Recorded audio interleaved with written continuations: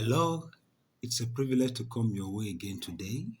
My name is Christopher Obebo, and I'm sure you are blessed and encouraged by the last podcast, the last message that came your way. Today, I'm going to be starting a discussion on the life of Joseph. What are the lessons that can be learned from his life? How do we avoid those lessons?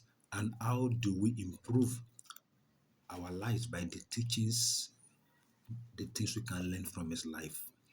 Now, Joseph, like we know, is known as referred to as Joseph the Dreamer. He, in his lifetime, he basically had just two dreams. The first dream was when he said he saw all his siblings and his parents bowing down before him. The second dream was when he saw the sun and the moon and the stars bowing down before him. So that was actually the genesis of Joseph's problem. Um, the thing that we can learn from here is that Joseph had two dreams, like I did mention. And those two dreams, though they are different, but they are quite similar. So I'll take the first thing there, that when you have dreams that are similar, particularly when you have them in quick succession, you should know that God is passing a message to you and you need to take note.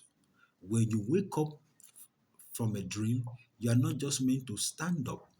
You are actually meant to get a journal and journal your dreams. Journal your dream. When you wake up, write things down because you are in a state that you are still very fresh there. When you write those things down, later on when you come back, you can now begin to deduce the meaning. You can start, reading meaning to some of the things you wrote down in the morning, and they can now serve as a source of further inquiry in the place of prayer, in the place of seeking counsel, to be able to know exactly what is the meaning of those dreams and what will be the most appropriate decision for you to take in relation to those dreams.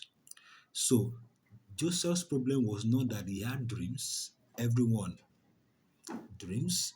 Some people dream more than others, but people dream. The challenge with Joseph was because he shared his dream.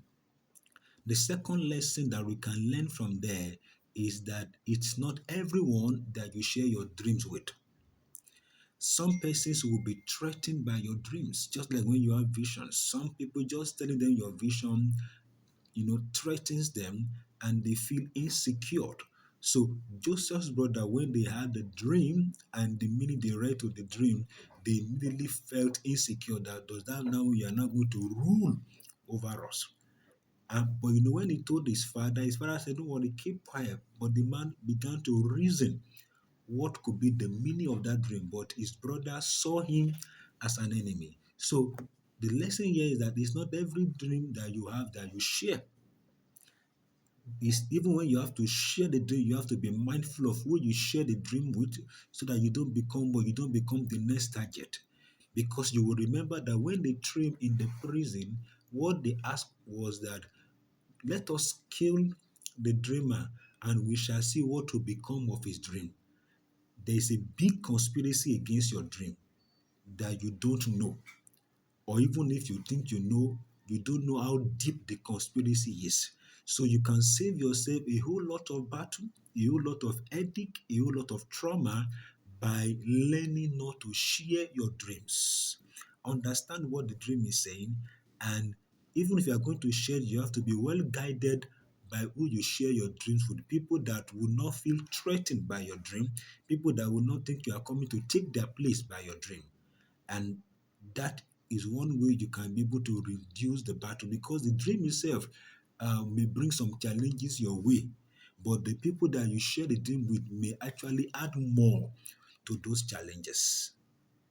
I hope you have learned one or two things from this, and we're going to discuss more about what you can do to be better off in life and being discreet with respect to what you share, what you should not share, and the timing of disseminating those messages.